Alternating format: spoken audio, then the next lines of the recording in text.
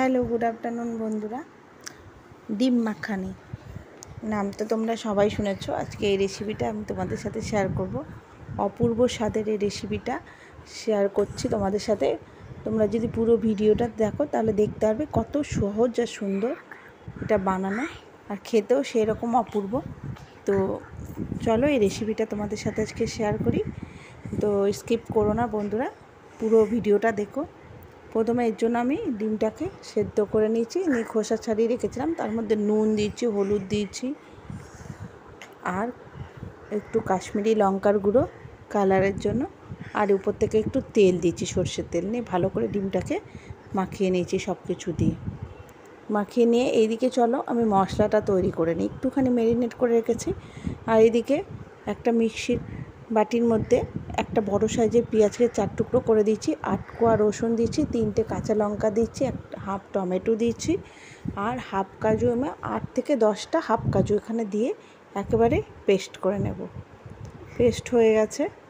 পেস্টটা হয়ে আমি এবার সমস্ত মশলাটা যে পেস্ট করেছি সেটা সাইডে করে রেখে দিচ্ছি। এবার কড়াই বসিয়ে দিচ্ছি, গ্যাসে গরম হয়েছে, তেল দিয়েছি, সর্ষের তেল এই 3 চামচ মতো। তারপর একটু গোটা জিরে ফোড়ন দিচ্ছি। চাইলে তোমরা এখানে তেলটা একটু বেশি দিয়ে করতে পারো, এই রান্নাটা একটু বেশি তেল দিয়ে করে, আমি 3 চামচ দিয়ে করেছি। তো এখানে 5টা ডিমকে আমি ভেজে প্রথম তুলে নিয়েছি। তারপর ওই তেলের মধ্যে যে আমি পেস্ট করে রেখেছিলাম মশলাটা সেটা দিয়ে দিলাম। দিয়ে বাটি ধুয়ে একটু জলও দিয়েছি। দিয়ে আমি কন্টিনিউ এবার মশলাটাকে এভাবে নাড়তে থাকবো। আমার এই মশলার মধ্যে সমস্তটা দেওয়া আছে। ইউটিউব চ্যানেল থেকে যদি তোমরা বন্ধুরা দেখে থাকো তাহলে ইউটিউব চ্যানেলটাকে আমার সাবস্ক্রাইব করে দিও। আর ফেসবুক থেকে দেখলে তোমরা যদি দেখে থাকো তো ফেসবুকের পেজটাকে অবশ্যই ফলো করে দিও। তারপরে এখানে আমি কাশ্মীরি লঙ্কার গুঁড়ো দিচ্ছি 1 চামচ ভরে, কালারটা সুন্দর আসার জন্য। তারপর আমি এক এক করে মশলা দিয়ে দেবো।